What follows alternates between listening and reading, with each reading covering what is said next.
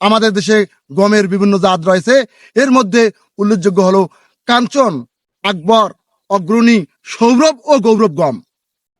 আসসালামু আলাইকুম এভরিওয়ান। আমি বর্তমানে আছি একটি গমের সুবিশাল ক্ষেতে। গম একটি গুরুত্বপূর্ণ খাদ্যশস্য যা বিশ্বের অনেক অঞ্চলে চাষ করা হয়। এটি মানুষের খাদ্য, পশুর খাদ্য এবং বিভিন্ন শিল্পজাত পণ্যের উৎস হিসাবে ব্যবহৃত হয়। গম চাষাবাদ একটি জটিল প্রক্রিয়া,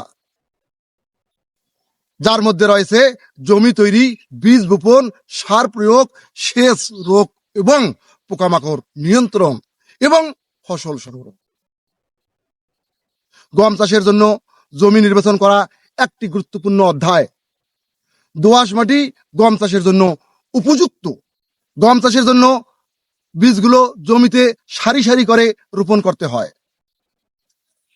ইউরিয়া, টিএসপি, এমওপি সার গমের জন্য প্রয়োজনীয়। গমের ভালো ফলন বিভিন্ন কারণের উপর নির্ভর করে, তবে উন্নত পদ্ধতি চাষাবাদ করলে হেক্টর প্রতি 3 থেকে 4 টন পর্যন্ত গম পাওয়া যায়। গমে প্রচুর পরিমাণে শর্করা, প্রোটিন এবং ভিটামিন থাকে। এটি মানব দেহের জন্য অত্যন্ত পুষ্টিকর খাদ্য, যা আমরা রুটি তৈরি, সুজি ইত্যাদি মাধ্যমে খেতে পারি।